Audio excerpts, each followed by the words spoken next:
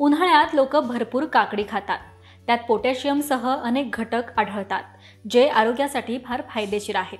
मात्र जास्त काकडी खाल्ल्यास काय होतं हे तुम्हाला माहिती आहे का? त्याच विषयी आज जाणून घेऊयात की जास्त काकडीचं सेवन केल्यानंतर काय दुष्परिणाम होऊ शकतात। नंबर 1, श्वसनाच्या रुग्णांनी जर काकडीचं जास्त सेवन केलं तर त्यांची अस्वस्थता वाढू शकते।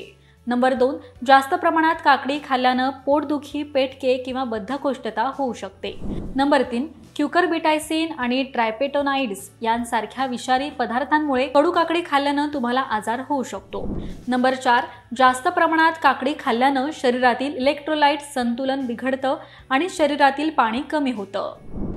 नंबर 5, काकडीत पाण्याचं प्रमाण जास्त असल्यानं गर्भवती महिलेला वारंवार मल जाण्याचा त्रास होऊ शकतो। नंबर 6, काही प्रकरणांमध्ये जास्त काकडी खाल्ल्यानं पोट फुगतं। नंबर 8, तुम्हाला कॅटलूप, कॅमोमाईल, चहा, केळी किंवा सूर्यफुलाच्या बियांची ॲलर्जी असेल तर जास्त प्रमाणात काकडी खाल्ल्यानं तुम्हाला त्वचेची ॲलर्जी होऊ शकते। यामुळे काकडीचं अतिप्रमाणात सेवन करू नका आणि निरोगी राहा। त्याचबरोबर हा व्हिडिओ तुम्हाला कसा वाटला हे कमेंट करून नक्कीच सांगा। पाहत रहा महाराष्ट्र टाइम्स। धन्यवाद।